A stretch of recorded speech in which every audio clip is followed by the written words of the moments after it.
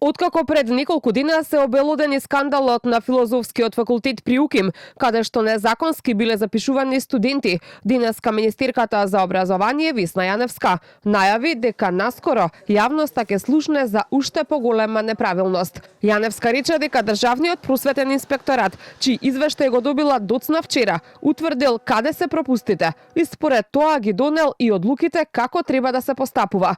Како што рече, инспекторатот постапувал по поплаки и жалби на поединци, а дали била виновна администрацијата или раководството, дали некои студенти учествувале во ваквите действија, ќе утврдат соодветните органи. Во овие 8 месеци направени се бројни евалуации, така и ќе продолжиме.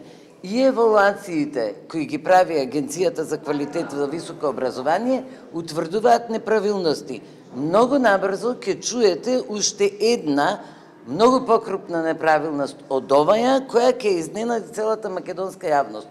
Она за што јас кажувам, многу неправилности во одредени институции, не во сите институции, и за нив ќе се постапува по закон. Ректорката на Универзитетот Свети Кирил и Методи и кандидатка за реизбор Билјана Ангелова изјави дека откако ќе заврши целиот процес, ќе објават официјален став за тоа кој е исходот од целата оваа ситуација на Филозофскиот факултет на УКИМ. Согласно законската регулатива, факултетот е должен да постапи согласно записникот на просветна инспекција.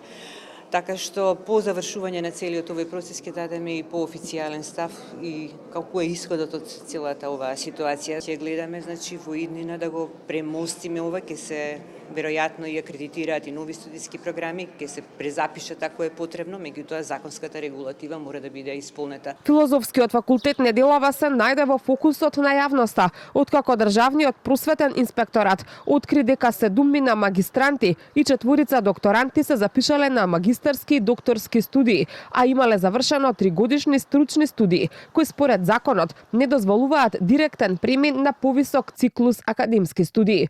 Од нив 8 лица веќе успеале да магистрираат, а Министерството допрва ќе одлучува дали нивните дипломи ќе бидат поништени.